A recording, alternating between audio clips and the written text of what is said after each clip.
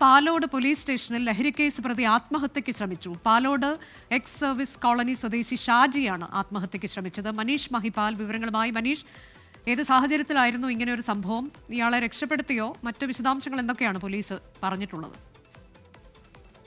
ഇന്നലെ രാത്രി, അതായത് ഇന്ന് പുലർച്ചെ 2 മണിയോടുകൂടിയാണ് ഈ സംഭവം ഉണ്ടാകുന്നത്. സ്റ്റേഷന്റെ സെല്ലിൽ ഇയാൾ ഈ കൈലി ധരിച്ച നിലയിലായിരുന്നു ഈ സ്റ്റേഷൻ ലോക്കപ്പിൽ ഉണ്ടായിരുന്നത്. ആ സമയത്താണ് ഈ കൈലി കൊണ്ട് ഇയാൾ കഴുത്തിൽ കുരുക്കിടുകയായിരുന്നു. ഇത് CCTV-യിൽ കണ്ട പാറാവുന്ന പോലീസ് ഉദ്യോഗസ്ഥയാണ് ഉടൻ തന്നെ സെല്ല് തുറന്ന് അകത്തെത്തി ഇയാളെ പാലോട് ഗവൺമെന്റ് ആശുപത്രിയിൽ എത്തിച്ചത്.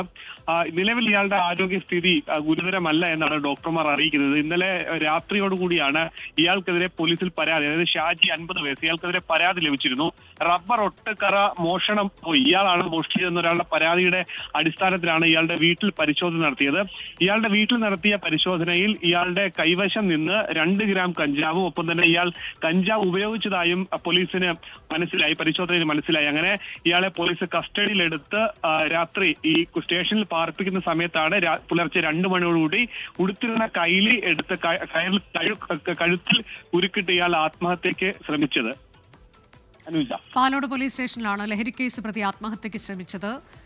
ഷാജി എന്നയാളാണ് ആത്മഹത്യക്ക് ശ്രമിച്ചത്. ഇയാളുടെ ആരോഗ്യനിലയിൽ പ്രശ്നമൊന്നുമില്ല എന്നതാണ് പോലീസുകാർ അറിയിച്ചത്. മനീഷാണ് വിവരങ്ങൾ നൽകിയത്.